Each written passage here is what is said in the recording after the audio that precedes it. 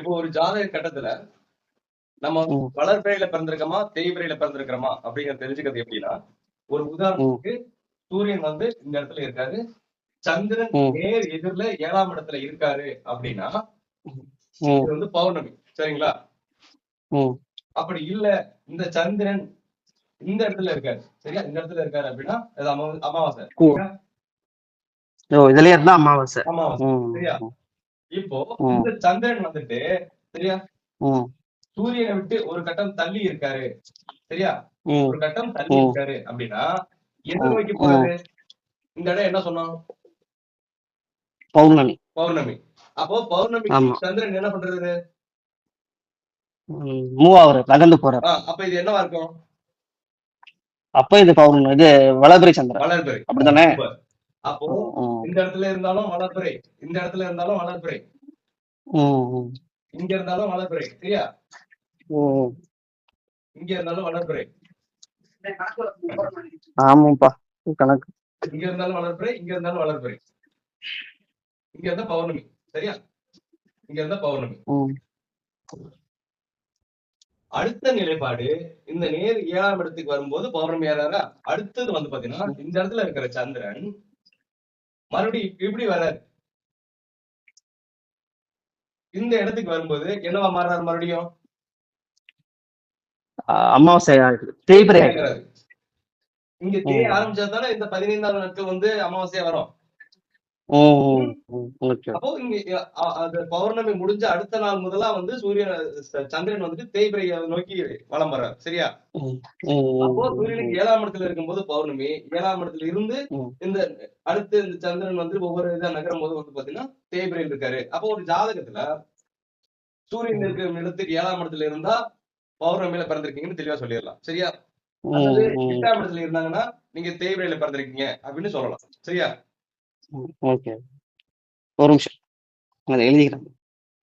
இதெல்லாம் வளர்பிறை, சந்திரன் இங்க இருந்தா தேய்பிறை, இங்க இருந்தாலும் தேய்பிறை, இங்க இருந்தாலும். ஆமா, இந்த லைன் பூரா இங்க எந்த இடத்துல இருந்தா தேய்பிறை தான். ஆமா, இங்க இருந்தாலும் தேய்பிறை, இங்க இருந்தா அமாவாசை கிட்ட வந்துச்சு, இதுவும் தேய்பிறை தான். கூடவே இருக்கும்போது அமாவாசை, சரியா? புரியுதா? புரியுது. இல்ல அப்போ ஒரு சரி, அது வந்து பின்னாடி பாக்கலாம், அது நீங்க பலன் எடுக்கிறப்ப அது வேற மாதிரி. அப்ப இப்ப மட்டும் தெரிஞ்சுக்கிறது நீங்க தெரிஞ்சுக்கலாம் இப்போ, சரியா? இந்த இதுல சொல்லி கொடுத்துருக்கேன். இல்ல, சிம்பிளா சொல்லணும்னா ஒரு விஷயம் சிம்பிளா சொல்லணும்னா, சூரியனுக்கு பின்னாடி கட்டத்துல இருந்தா சந்திரனுங்களா, சூரியனுக்கு பின்னாடி இருந்தா பின் கட்டத்துல இருந்தா சந்திரன். கிளாக் வைஸ் நம்ம பார்க்கணும், எப்பவுமே வந்து கிளாக் வைஸ் பார்க்கணும். அதான் கிளாக் வைஸா கடைசியில, சூரியனுக்கு கிளாக் வைஸா கடைசியில இருந்தா, ஒருவேளை இப்ப வந்து சூரியன் வந்து இப்ப விருச்சகத்துல இருக்கு, துலாம்ல சந்திரன் இருந்தா அது தேய்பிறை கண்டிப்பா. சூரியன் எங்க இருக்கா சொன்னீங்க? விருச்சகத்துல. விருச்சகத்துல, ஓகே. சூரியன் இங்க இருக்காரு, சந்திரன் வந்து துலாம்ல. சந்திரன் வந்து துலாம்ல இங்க, இல்லையா? ஓகே, இப்ப சொல்லுங்க, அது வளர்பிறையா தேய்பிறையா? எனக்கு தெரிஞ்சு தேய்பிறை தான். தேய்பிறை, சூப்பர். ஏன்னா அடுத்து வந்து இல்லையா? ஆமா, ஏன்னா சூரியன் வந்து இப்படித்தானே மூவ் ஆகும் கிளாக் வைஸ் சொன்னீங்க. அப்ப ஆனா சந்திரன் இங்க இருக்காரு, ஒருவேளை சூரியன் வந்து ஒருவேளை தனுசுல இருந்தாருன்னா அது வளர்பிறையா இருந்திருக்கும், கரெக்டுங்களா? சூரியன் தனுசுல இருந்தாருன்னா வளர்பிறையா?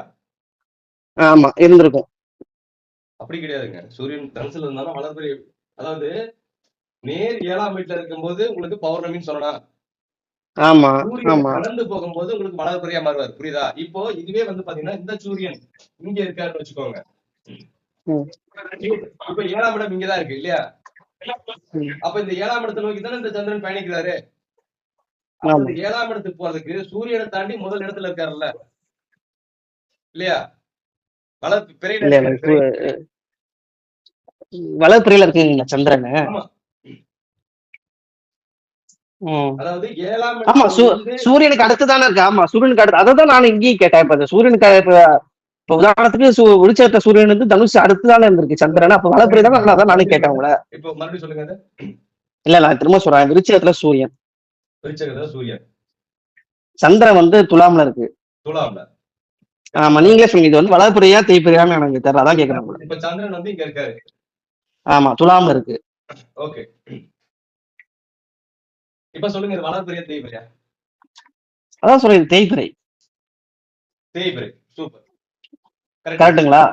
அடுத்து வந்து சந்திரன் இங்கதான் வருவாரு. சூரியனும் சந்திரன் ஒன்னா இருக்கிறனால வந்து பாத்தீங்கன்னா அமாவாசை. இது அமாவாசை ஆயிடும். Okay. அடுத்து அதுதான் கேட்கிறேன். ஒருவேளை இதே சந்திரன் வந்து தனுஷ்ல இருந்தா அது வளர்பிறை தானே கேட்கிறேன். ஒருவேளை தனுஷ்ல பக்கத்துல இங்க வந்துட்டான்னு வச்சுக்கோங்க. அதான் அது இப்ப வளர்பிறை தானே கேட்கிறேன். வளர்பிறை. அதான் நான் கேட்கிறேன். அதான் கேட்டேன். அதான் கேட்டேன். இங்க ஆரம்பிச்சுதான் வந்து இந்த கட்டத்துல பயணிச்சு இங்க வரணும். இங்கதான் வந்து அங்க வரணும். பௌர்ணமி. மேல் 7ஆம் இடம். பௌர்ணமி. வந்து ஆமா.